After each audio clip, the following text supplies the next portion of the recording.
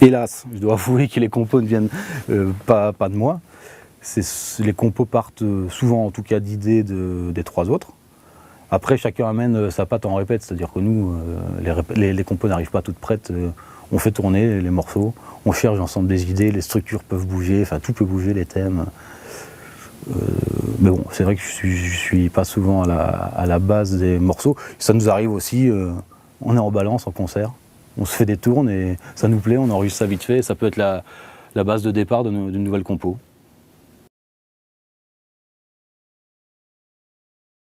Un nouveau disque qui va sortir le 30 septembre. Donc là on est en plein dedans, on a fini les prises, on est en train de mixer. Donc, et un concert important, une date de sortie à Paris, le Trianon le 12 octobre. Et puis une tournée avant ça qui va commencer pour préparer cette date du Trianon, pour arriver bien chaud au Trianon.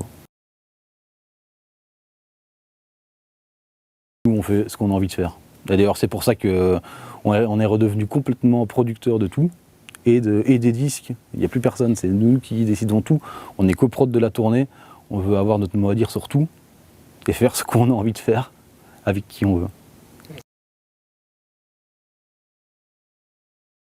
La différence par rapport aux autres albums, c'est que déjà on avait l'habitude d'avoir vachement d'invités sur nos disques, alors que d'invités vocaux en tout cas, alors que là il y a uniquement James Copley qui chante. Donc c'est des tracks plus adaptés à lui. Et on va dire que ça va être un peu plus rock'n'roll qu'avant. Dès les premières maquettes qu'on a fait des nouveaux morceaux, j'ai eu envie d'un truc vachement plus vintage. Et donc on a fait appel à un super preneur de son qui s'appelle Vincent Debaste, qui vient de Bruxelles. Et on a fait des super prises avec lui en studio.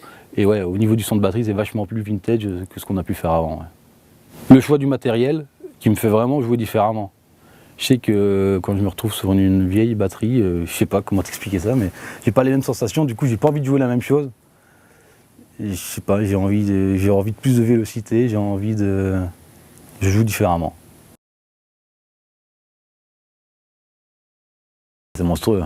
T'as vu que la première fois qu'on a répété avec eux, parce que Thomas a tout réarrangé le répertoire pour Big Band, la première répète, on avait la banane jusque là pendant les 4 heures, c'est génial. Ça implique de encore plus se m'affirmer, il faut encore plus tenir la baraque, il faut être là tout le temps. Le moindre moment d'hésitation fait que ça peut flotter et c'est pas bon. Donc il faut vraiment être là tout le temps. Mais bon, on a aussi la chance de jouer avec un super big band, il n'y a aucun souci rythmique ni quoi que ce soit. Enfin, malgré tout, il faut être là. Il y a un nouvel album de Milk Coffee Sugar qui se prépare, puisque Gaël c'est un des 2 rappeurs de Milk Coffee. Donc c'est Guillaume Poncelet qui compose et qui arrange. Et on doit se voir là, genre, en septembre pour de nouveaux morceaux, pour Milk Coffee. Un album qui va sortir normalement, j'espère, fin de l'année, genre au début de l'année prochaine. Et du coup enquiller sur une nouvelle tournée avec eux. J'ai la chance depuis quelques temps de bosser régulièrement. Après j'ai toujours des passes où c'est le rush complet, puis des moments un peu plus calmes. Après j'ai d'autres groupes, tu vois, on a un hommage aux Hunters avec Alfio Reglio, Michel Alibo, Steph Edouard, on joue un peu avec ça. Je suis un autre groupe avec un bon pote Julien Arnay, un super bassiste, et Tony Pellman, un clavier. Un truc qui s'appelle 117 éléments, on commence à démarcher avec ça aussi, on vient d'enregistrer un disque d'ailleurs qui va sortir. Et donc je joue aussi dans d'autres projets, donc ça s'enchaîne pas mal. J'arrive à être régulièrement occupé.